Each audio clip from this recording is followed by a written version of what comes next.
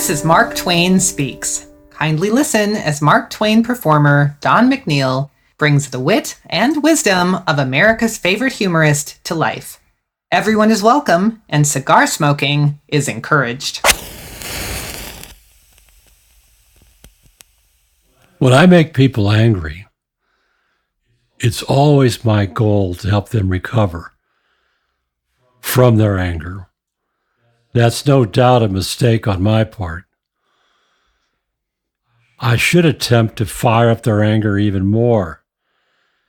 Their protests would draw the interest of innocent bystanders who would normally not give me or this recording the time of day. Here's as close to an apology as I care to give.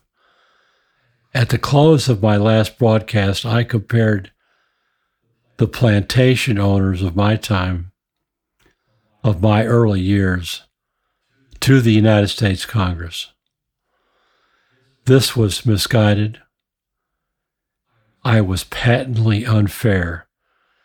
It must be remembered that many members of Congress were plantation owners. As they were often the same person, my comparison was without merit. I sufficiently muddied the waters enough to lay this matter to rest, I hope. Those who choose to be offended, please don't do so in silence. Be offended in the loudest way possible.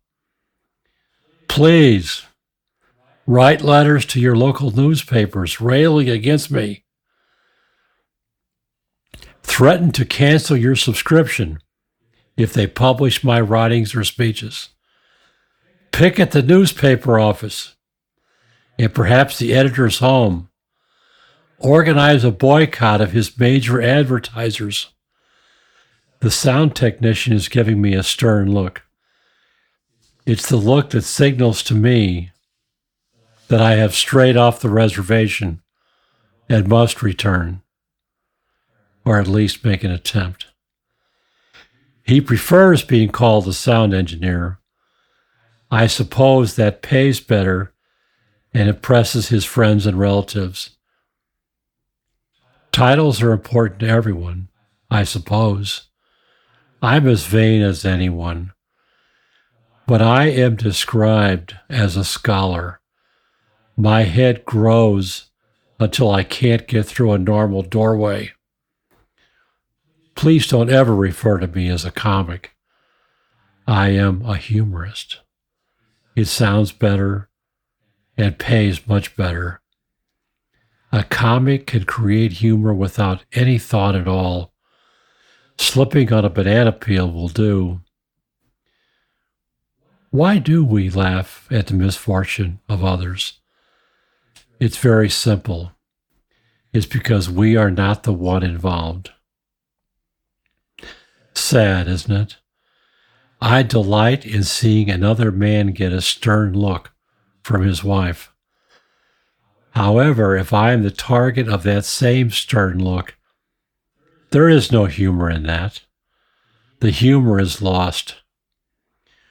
A humorist is a comic who has given his material some serious thought, but not too much. At some point, he becomes just another critic. What idiot would pay to hear a critic? Walk into any bar and you will listen to all you want, free. They will even buy you a beer to keep your interest and attention. Just nod your head in agreement, no matter the insanity of their ramblings.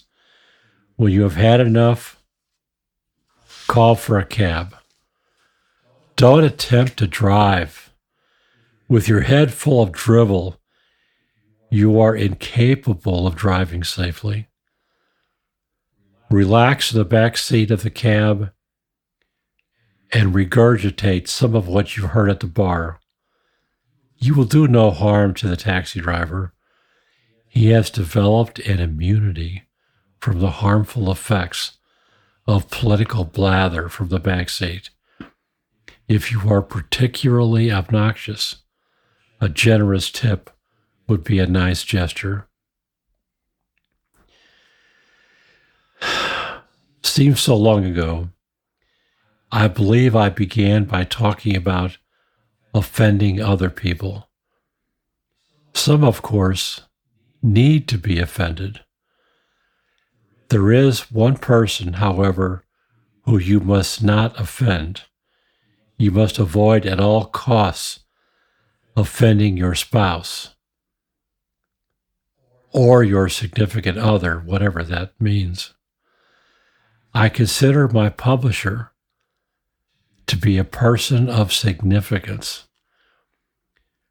The thought of living with him is beyond the pale of any normal behavior. He would expect to be compensated for all waking hours spent with him. Every uttering would be considered advice, and he would expect compensation. He can certainly expect anything he wants to expect. The only person I am forced to pay by the word is my lawyer. Despite the fact that at least half his advice is worthless, he still expects to get paid for every word, spoken or written. He would read the Hartford phone directory and add up the words and bill me at $500 per hour for doing it. I happen to know that he complains when he pays the plumber a fraction of that amount. In a sense, aren't the lawyer and the plumber in the same business? Personally, I find the work of the plumber to be more useful and to have generally better results. There is one difference in these occupations. Lawyers always create work for other lawyers. I've never known a plumber to do that. My lawyer is constantly referring me to other lawyers, specialists in one field or another.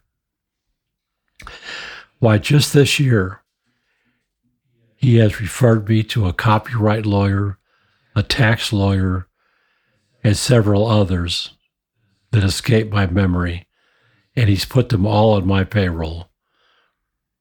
The plumber, God bless him, has never referred me to another plumber.